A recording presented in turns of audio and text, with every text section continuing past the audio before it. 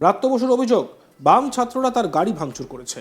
গাড়ির ভিতরে থাকাকালীন গাড়ির সামনের কাঁচ ভাঙা হয়েছে, কিছু কাঁচ তার গায়ে পড়েছে বলে অভিযোগ, যার ফলে তিনি আহত হয়েছেন। যদিও সিপিআইএম নেতা মোহাম্মদ সেলিম গোটা বিষয়টি নাটক বলে কটাক্ষ করেছেন।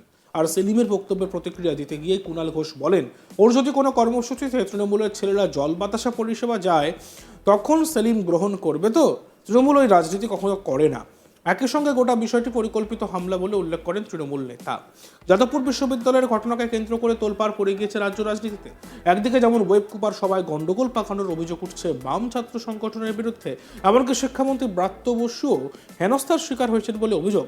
অন্যদিকে আবার গাড়ির চাকায় ছাত্রকে চাপা দেওয়ার চেষ্টা করা হয়েছে বলে অভিযোগ উঠেছে। গতকাল ব্রাত্য বসুকে দেখতে এসএসকেএমে পৌঁছন কুণাল ঘোষ। সেখানেই শিক্ষামন্ত্রীর খোঁজ খবর নেন তিনি। আর তারপরেই তার মুখে শোনা যায় জল বাতাসা প্রসঙ্গ, যা মনে করিয়ে দেয় বীরভূমের দোর্দণ্ড প্রতাপ তৃণমূল নেতা অনুব্রত মণ্ডলের কথা।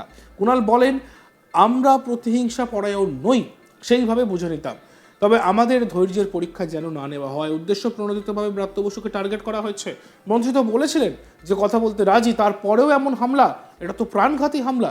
কি বলেছেন ঠিক কুণাল ঘোষ, আসুন শুনি। এইভাবে যদি মন্ত্রী বসে, মাননীয় মন্ত্রী বসে গাড়ির কাঁচের উপর হামলা হয়, এটা তো একেবারে আহত করার মতো, শারীরিকভাবে আহত করার মতো টার্গেট করে করেছে এই অসভ্যগুলো। যেখানে একটা ওয়েব কুপার সম্মেলন, ঘোষিত প্রোগ্রাম, সেটা ডিস্টার্ব করতে গেছে। মাননীয় মন্ত্রী তখনও বলেছেন আমি কথা বলবো, তারপরেও আমাদের অধ্যাপকদের মারধর করা হয়েছে। আর এটা কোন, এরা কি চায়? এই বামেরা তো লন্ডভন্ড করেছে 34টা বছর ধরে, তারপরে আজকে এই ঘটনা, পুরো কাঁচের এই অবস্থা, আর সামনে সিটে বসে মাননীয় মন্ত্রী। এটা আমি মাননীয় মন্ত্রীকে ধন্যবাদ দেব, অভিনন্দন জানাবো যে তিনি সমস্তটা সংযম দেখিয়েছেন, অভিভাবকের মতো কাজ করেছেন, এবং আমাদের টিম কোনো রকম প্ররোচনায় পা দেয়নি।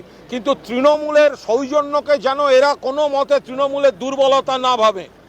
মন্ত্রী গাড়িতে বসে এই কাঁচ এইভাবে ভাঙা হয়েছে, যে কোনো বড় ইনসিডেন্ট হয়ে যেতে পারত।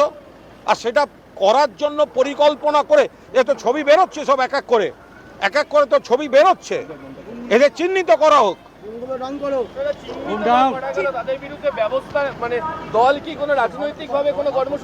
আমরা তো প্রতিহিংসা পরায়ণ নই, তাহলে আমরা সেটা সেই ভাষায় বুঝে নিতাম। এটা মমতা বন্দ্যোপাধ্যায় মাননীয় মুখ্যমন্ত্রী, তো ফলে আমরা তো ওইভাবে বলতে পারি না যে যারা মেরেছে তাদের অমুক। কিন্তু আমাদের ধৈর্যের পরীক্ষা যেন না নেয়। নিশ্চিতভাবে মাননীয় শিক্ষামন্ত্রী, তার যে কুৎসিত অভিজ্ঞতা হয়েছে, যেভাবে তৃণমূলের অধ্যাপক সংগঠনের ঘোষিত সম্মেলন বানচাল করার চেষ্টা করেছে, ফলে এরপর যা গণতান্ত্রিকভাবে যথাযথ ব্যবস্থা নেওয়ার নিশ্চিতভাবে প্রশাসন এবং দল গোটাটাই বিবেচনা করে দেখবে। কিন্তু যে বার্তাটা যাচ্ছে, তাহলে আমাদের ছেলেদেরও তো আবেগে লাগছে। আরে ব্রাত্য বসু এখানে সামনে বসে আমাদের মন্ত্রীকে গাড়িতে মারবে, আমাদের মন্ত্রী গাড়ির কাঁচ ভেঙে দেবে। উদ্দেশ্য মানে 100% পরিকল্পিতভাবে, উদ্দেশ্য প্রণোদিতভাবে ব্রাত্য বসুকে টার্গেট করা হয়েছে। যেটা একটা ঘোষিত, একটা গণতান্ত্রিক পরিসরে একটা ঘোষিত প্রোগ্রাম, সেই সংগঠনের তিনি নেতা, তিনি সেখানে যাচ্ছেন, রাজ্যের মাননীয় মন্ত্রী, সেটাকে বানচাল করা। যেখানে তিনি বলছেন তিনি কথা বলতে রাজি, যাকে বললেন ওদের বুঝিয়ে বলো, সেই অধ্যাপক ডক্টর প্রদীপ্ত মুখোপাধ্যায়কে ওইভাবে মারা হলো। একাধিক অধ্যাপককে নিগ্রহ করেছে এরা, এবং সর্বোপরি শিক্ষামন্ত্রীর গাড়িতে প্রাণঘাতী হামলা, এটা প্রাণঘাতী হামলার চেষ্টা। কাঁচটা ওইভাবে ভেঙে, পুরো কাঁচটা তো ওর গায়ে মুখে পড়তো, এই দায়িত্ব কে নিত? অনেকটা পড়েওছে। সে তো যে সমুদ্রে অতৃপ্ত আত্মা, লাল পতাকা নিয়ে, কোনটা এসএফআই, কোনটা তার মধ্যে মাও, কোনটা অমুক, কোনটা কি, এগুলো তো বোঝা যায় না। কিন্তু পশ্চিমবঙ্গের মধ্যে একটা গণতান্ত্রিক রাজ্যে, গণতান্ত্রিক পরিবেশে থেকে এই ধরনের বর্বর আক্রমণ করবে, এটা কিন্তু হতে পারে না। এবং তৃণমূলের যেন এটাকে কেউ দুর্বলতা না ভাবে, এবং পরে যেন এটা নিয়ে তৃণমূলকে কেউ দোষারোপ করতে না আসে।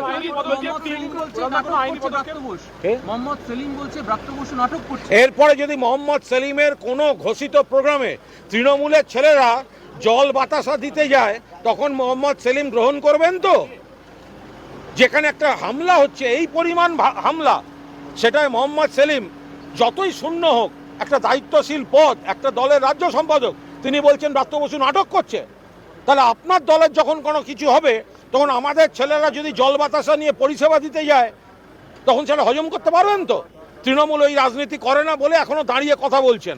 তৃণমূল 3টে টার্ম সরকারে, তারপরেও যাদবপুরের এই পরিস্থিতি কেন বারবার বদল হচ্ছে? এটা আলাদা বিষয়, মানে এটা একটা বৃহত্তর বিষয়, সেটা পরে মাননীয় মন্ত্রী ব্যাখ্যা করে বলে দেবেন।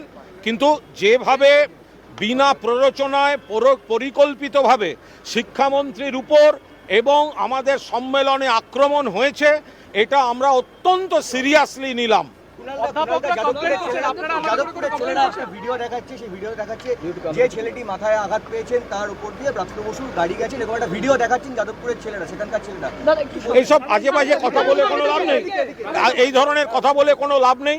তার কারণ হচ্ছে ব্রাত্য বসু তো তাঁর ঘোষিত প্রোগ্রামে গেছেন, তাকে বাধা দেওয়া হবে কেন?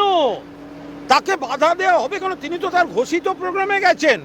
এবার তিনি তার মতো করে যাবেন, তার রাস্তা আটকানো, রাস্তায় শুয়ে পড়া বা অমুক, ব্রাত্য বসু টপকে গেছেন কি ব্রাত্য বসু ডান দিক দিয়ে গেছে, এই কথাগুলো আসবে কেন? ব্রাত্য বসু তো ঘোষিত প্রোগ্রামে গেছেন, অন্য সংগঠন সেখানে বাধা দিতে আসবে কেন? সবচেয়ে বড় কথা, তিনি তো এতটা সৌজন্য দেখিয়ে বলছেন আমি তাদের সঙ্গে কথা বলবো, আমার সম্মেলনটা করে নিতে দাও তোমরা। তারপরে এটা একেবারে পরিকল্পিতভাবে ব্রাত্য বসুকে টার্গেট করে একেবারে বড়সড় ক্ষতি এবং আমাদের সম্মেলনটা বানচাল করার জন্য এরা এই কাজ করেছে। এটা গণতন্ত্রের পরিপন্থী, এটা আধা জঙ্গি আচরণ এবং এটা আমরা সিরিয়াসলি নিলাম। এটা আমি বলতে পারবো না, এটা মাননীয় শিক্ষামন্ত্রী, আমরা তো ধন্যবাদ দেব তাঁকে, তিনি তো ওখানে দাঁড়িয়েও তিনি অত্যন্ত সংযম দেখিয়েছেন, অভিভাবকের মতো আচরণ করেছেন। ব্রাত্য বসুর অভিযোগ, বাম ছাত্ররা তার গাড়ি ভাঙচুর করেছে, গাড়ির ভিতরে থাকাকালীন গাড়ির সামনের কাঁচ ভাঙা হয়েছে, কিছু কাঁচ তার গায়ে গিয়ে পড়েছে বলে অভিযোগ, যার ফলে তিনি আহত হয়েছেন। যদিও সিপিআইএম নেতা মোহাম্মদ সেলিম গোটা বিষয়টি নাটক বলে কটাক্ষ করেছেন। আর সেলিমের বক্তব্যে প্রতিক্রিয়া দিতে গিয়ে কুণাল ঘোষ বলেন, ওর যদি কোনো কর্মসূচিতে তৃণমূলের ছেলেরা জল বাতাসা পরিষেবা নিয়ে যায়, তখন সেলিম গ্রহণ করবেন তো? তৃণমূল ওই রাজনীতি কখনো করে না। আর এই সঙ্গে গোটা বিষয়টি পরিকল্পিত হামলা বলে উল্লেখ করেন তৃণমূল নেতা কুণাল ঘোষ।